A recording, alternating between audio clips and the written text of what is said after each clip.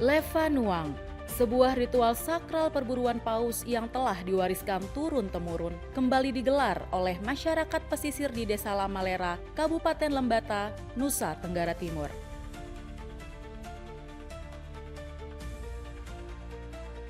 Bagi masyarakat lokal, tradisi ini bukan sekedar seremoni, melainkan nafas budaya yang menjaga hubungan antara manusia, alam, dan Sang Pencipta. Leva Nuang menjadi cerminan perpaduan harmonis antara kearifan lokal leluhur dan kepercayaan yang dianut masyarakat Lamalera. Rangkaian tradisi biasanya dimulai pada akhir April hingga awal Mei, menandai dimulainya musim berburu paus secara tradisional. Tahapan awal diawali dengan ritual Tobuna Mafate, sebuah musyawarah adat yang digelar di tepi pantai.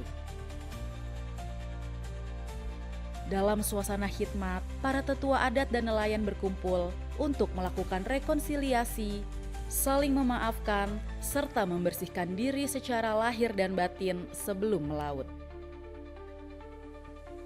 Ritual kemudian berlanjut ke ritual Iye Gerek yang dilaksanakan di Batu Paus di lereng Gunung Labalekam.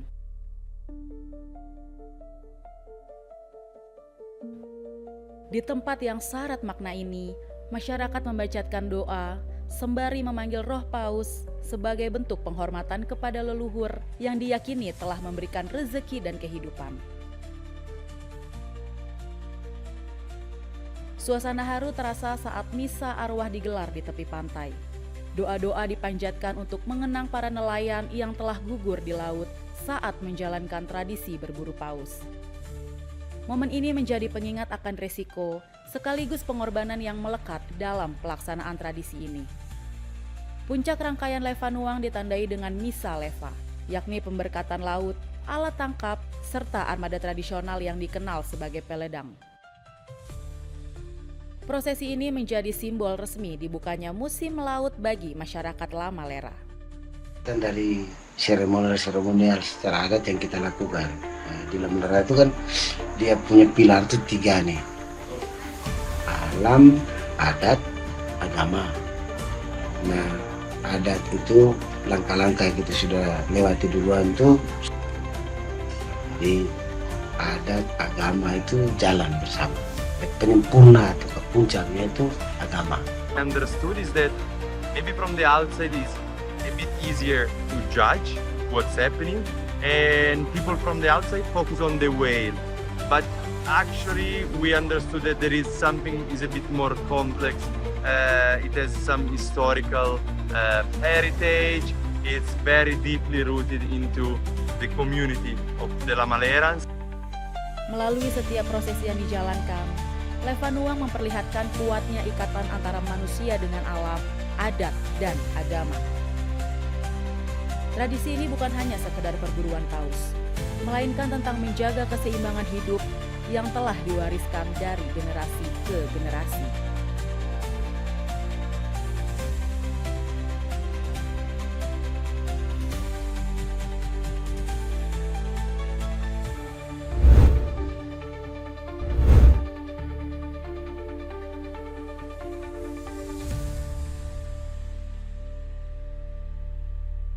Menteri Perindustrian Agus Gumiwang Kartasasmita memproyeksikan Bali sebagai hub industri fashion dan kriya setelah meresmikan Balai Pemberdayaan Industri Fashion dan Kriya di kawasan Kuta, Kabupaten Badung, Bali, Jumat pekan ini.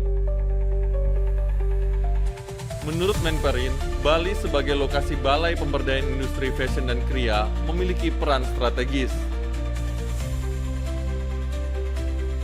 Tak hanya sebagai pusat produksi, namun juga menjadi bagian dari ekosistem industri kreatif yang terkoneksi dengan pasar domestik dan internasional.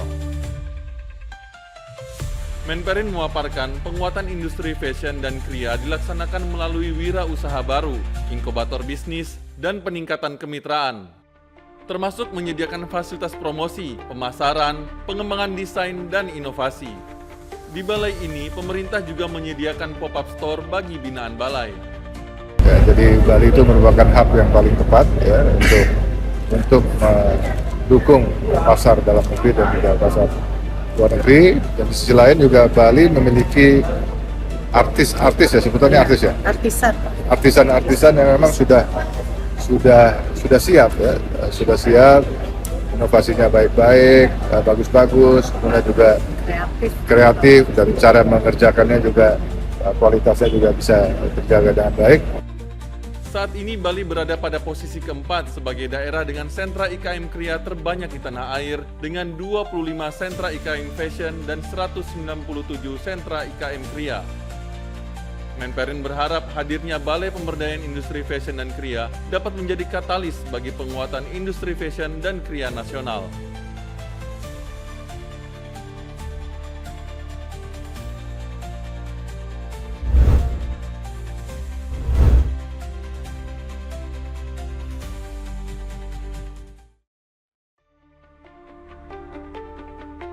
Ribuan warga kota dan Kabupaten Bogor memadati Jalan Batu Tulis untuk menyaksikan kirap budaya Milangkala Tatar Sunda 2026 yang bertajuk Napak Tilas Pajajaran. Iring-iringan peserta kirap bergerak mulai pukul 8 malam dari Museum Pajajaran Batu Tulis menuju Surya Kencana. Wali Kota Bogor Dedi Rahim dan Bupati Bogor Rudi Susmanto turut hadir mendampingi Gubernur Dedi Mulyadi dalam prosesi budaya bersejarah ini. Sebanyak 885 penari dari 27 sanggar seni kabupaten dan kota se-Jawa Barat ikut ambil bagian dalam prosesi kirap yang juga melibatkan 14 kampung adat se-Jawa Barat. Pasukan berkuda dan kereta kencana turut mengiringi perjalanan mahkota Bino Kasih sepanjang rute kirap. Penyelenggaraan Milangkala Tatar Sunda 2026 di Kota Bogor merupakan rangkaian peringatan Hari Jadi Provinsi Jawa Barat setelah sebelumnya digelar di Tasikmalaya, Garut, dan Cianjur. Alhamdulillah sangat meriah. Terima kasih untuk warga Bogor, Kota Bogor dan Kabupaten Bogor yang secara antusias menyambut Milangkala Tatar Sunda ini. Terima kasih. Sehat. Untuk pertama kalinya dalam sejarah, kirap mahkota Bino Kasih resmi masuk sebagai bagian utama dalam peringatan hukum resmi untuk peringatan Hari Tatar Sunda di seluruh wilayah Jawa Barat.